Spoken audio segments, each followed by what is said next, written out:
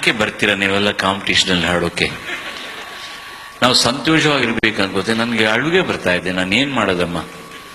ಅನಂತ ಸ್ವಾಮಿ ಅವರು ಕೇಳಿದ್ರೆ ನೀವು ಹಾಡೋದನ್ನು ಎಷ್ಟು ಸಂತೋಷ ಕೇಳ್ತಾ ಇದ್ದಾರೆ ಅವ್ರ ಮೇಲಿನಿಂದ.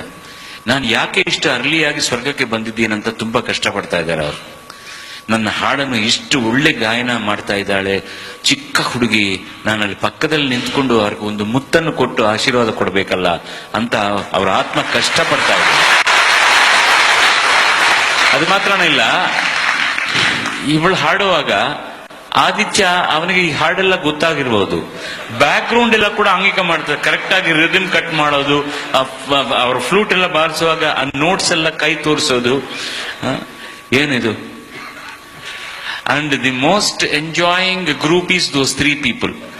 ಯಾರು ಇಲ್ಲಿ ಹಾಡಿದ್ರು ಕೂಡ ಮಿಕ್ಕಿದ್ದವರೆಲ್ಲ ಕೂಡ ತುಂಬಾ ಎಂಜಾಯ್ ಮಾಡ್ತಾ ಇದ್ದಾರೆ. ಇದು ಸ್ಪರ್ಧೆ ಅಂದರೆ. ನನ್ನ ಹತ್ರ ಆಗೋದಿಲ್ಲ, ನಿನ್ನ ಬಗ್ಗೆ ಮಾತಾಡೋಕೆ ಶಕ್ತಿ ಇಲ್ಲ ನನಗೂ ಅಷ್ಟೇ.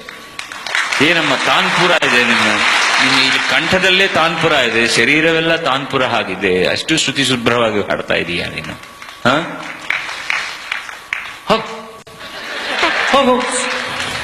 My goodness.